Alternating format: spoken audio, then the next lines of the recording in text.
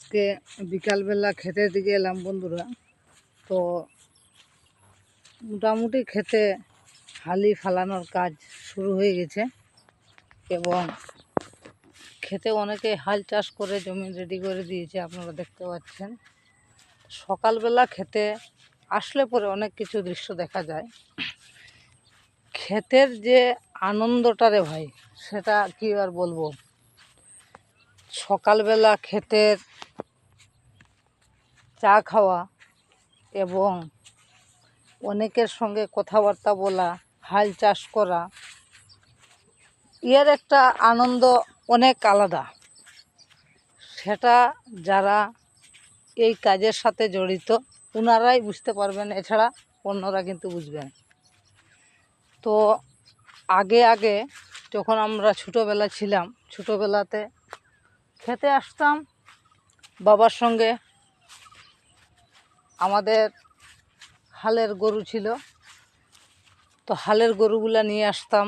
এইগুলা নিয়ে যে হালি বিচরাতে হালি ফালানো হতো, তখন একজনে গরু এবং লাঙ্গল জোয়াল যেগুলা নিয়ে আসা অনেক সমস্যা হতো। সকালবেলা আসতাম, সেই গরুগুলা খেতে এনে দিয়ে যাওয়া হতো আবার বাবাকে।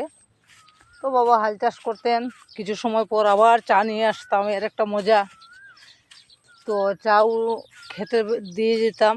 তারপর অনেক যাই একসাথে দেখাশোনা হতো, কথা বলতাম। আবার আমরা একসাথে স্কুলে যেতাম, স্কুলে যাওয়ার অনেক বন্ধুবান্ধব আমাদের যারা ছিল চা নিয়ে আসতো। তো স্কুলে যাবি না? হ্যাঁ হ্যাঁ যাবো। সেও বলতো যাবো।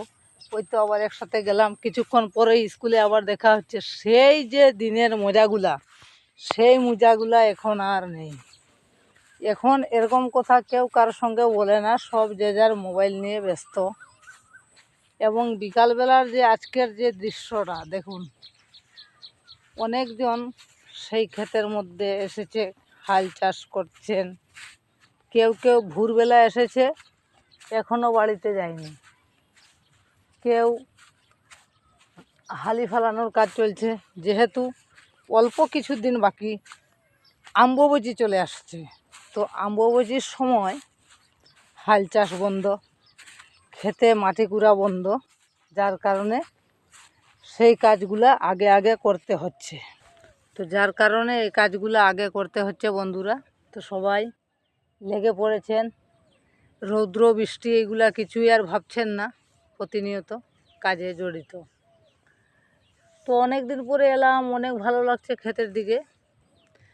তো আপনারা সেরকম ক্ষেতের কাজের, কৃষিকাজ, চাষি ভাইদের এবং কাজের সাথে কেমন আনন্দ লাগে, আপনারা কি এরকম করেছেন কাজ? যদি করে থাকেন কমেন্টে জানাবেন। এবং এর আনন্দ আলাদা, অনেক আনন্দ। অনেক জিনিস আছে, লাঙ্গল জোয়াল মই। তখন জল কেতলিতে আনা হতো বন্ধুরা, অত উতল ছিল না। কেতলিতে করে জল নিয়ে আসতাম আমরা। তারপর